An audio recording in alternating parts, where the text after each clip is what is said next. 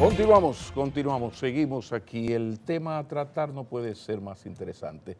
Remite a la violencia, a hechos violentos en sentido general, pero de manera más específica a la violencia contra la mujer y dentro de lo de la violencia contra la mujer. Heidi Camilo, bienvenida, psicóloga Heidi Camilo.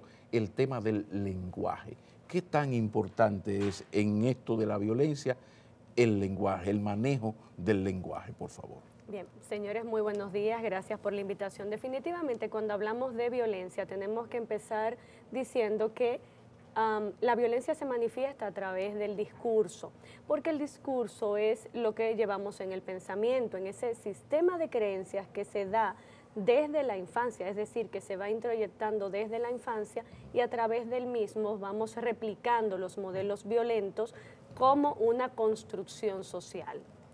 O sea que el lenguaje nunca es inocente. No, de hecho repetimos a través de frases, canciones, de poemas, de novelas, cómo el maltrato hacia la mujer se va normalizando y además se va justificando. Muchas veces, Pablo, vemos en los medios de comunicación cuando se informa de la muerte de una mujer o de un hecho violento hacia una mujer, cómo se le justifica a través del titular crimen pasional. Y todavía, usted sabe que lo siguen poniendo. ¿Cuántos talleres se habrán hecho con periodistas para decir, señor, eso no es un crimen pasional, es un vil asesinato? Y no hay manera. No, y hay códigos, hay manuales, hay protocolos, pero no, lo seguimos utilizando. Y lamentablemente no hemos querido entender que cuando hablamos de violencia tenemos que nombrarla tal cual, porque la violencia hacia la mujer, que también es una forma de invisibilizarla cuando decimos violencia intrafamiliar, porque hablamos de intrafamiliar en el contexto de violencia hacia los niños, violencia hacia los adultos mayores, violencia hacia las mascotas, en fin, ahí lo englobamos todo.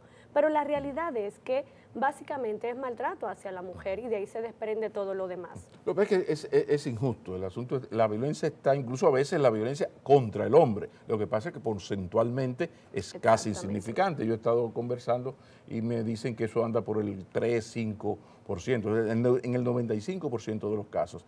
Pero hay un tema interesante en esto, que es lo de la revictimización. Sí. Y ya que estamos en el lenguaje, yo siempre recuerdo, digo, caramba, tiene que ser machista y violento un país y una generación como la mía que se crió, subió, se hizo hombre, escuchando una cosa, por no decir vaina a esta hora de la mañana, que dice, mala mujer no tiene corazón, mátala, mátala, mátala. Señores, eso yo creo que suena todavía. Todavía, y tú oyes el lenguaje hasta poético de Mátala con una sobredosis de cariño, que es una canción que todos hemos tarareado, cantado, pero ¿qué es lo que le estamos transmitiendo? Es que el amor mata, es que el amor duele, es que el amor le tiene que doler al otro para que sea dado como bueno y válido. Pero ¿no será el problema de confundir los términos a partir de gente enferma, por aquello de y morirme contigo si te matas y matarme contigo si te mueres? Hay una expresión poética que puede utilizar el verbo matar, pero no con esa intención. El asunto está en la mentalidad enfermiza que ve esa expresión poética. No estoy hablando de lo otro. Porque aquí no dejemos fuera dos cosas que te pido que me comentes. La función de los medios de comunicación y dentro de los medios de comunicación el problema del machismo-leninismo a lo interno de los benditos hogares todavía, por favor. Vamos con los medios de comunicación. Los medios de comunicación junto con la familia, junto con la iglesia y el Estado son los puntos referenciales por los cuales se dan los patrones de pensamiento que van a ir a una familia. A mí me dicen qué pensar, pero ¿quién me lo dice? Me lo dice la sociedad, pero la sociedad es muy amplio. Son estos puntos de referente lo que me van a decir que yo pienso. Cuando hablamos del interno de la familia, estamos hablando de que ese sistema de creencias se normaliza como una cosificación de la mujer en este caso, donde se postula que el hombre tiene una jefatura por ser hombre y donde la mujer tiene una subordinación por ser mujer. Y desde ese mismo momento estamos hablando de violencia, porque quien domina asume que puede desde el poder subordinar a todo el que él entiende que está por debajo. Muchas veces decimos que hay una visión poética de sin ti me muero. Y además lo normalizamos y justificamos cuando lo patologizamos, Pablo. ¿Es una enfermedad? No, no es una enfermedad. El machismo es una construcción social que se asume como un sistema de creencias y se traduce en un comportamiento. No hay una enfermedad.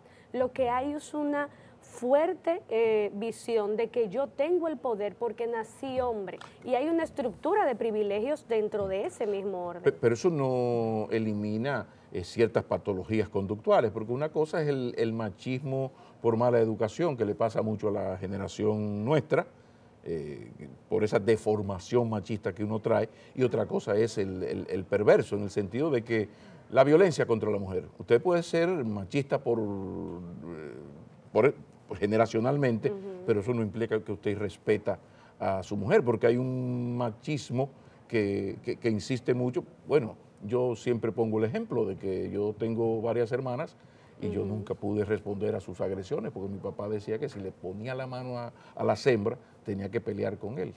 Entonces, uno dentro de ese machismo es machista en ciertas prácticas, pero hay cosas del respeto, de la no agresión, que ya esto de la agresión ya pasa también más allá del machismo a una persona también enferma, porque una cosa es ser machista y querer tener el control en el hogar, y otra cosa, me parece, es este homicida, este asesino o el señor irrespetuoso, porque como ustedes saben, se llega al asesinato después de muchísimas agresiones. Por supuesto que sí, es que el machismo es la base para la violencia y a raíz de esto se produce ese ejercicio del poder, ¿ves?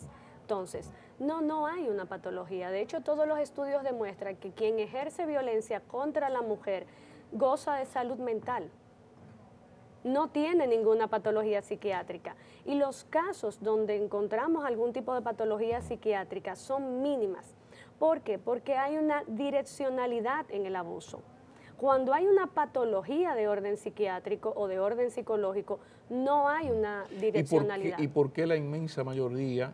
Porque es verdad que la inmensa mayoría de hombres machistas, como son los de aquí, todo hombre mayor de 40 años difícilmente no tenga elementos del machismo por la crianza. Ahora, no significa, no significa que esas prácticas machistas lleven al irrespeto. O sea, yo conozco gente muy machista que ese machismo, que puede ser criticable, no significa irrespetar a su mujer. Ahora bien, una cosa no lleva necesariamente a la otra, ¿no? ¿Cuál es la base del machismo? ¿Cuál es la base ideológica del machismo? Hombre por encima de mujer. Desde ese mismo momento hay un irrespeto, aunque en conducta no exista, porque no me estás mirando como una humana igual que tú, me estás mirando como alguien que estoy por debajo de ti. Sí, y ese es el pensamiento idiosincrático, aunque me trates con todas las rosas del mundo. ¿Qué pasa? Que en ese tratarme como todas las rosas del mundo...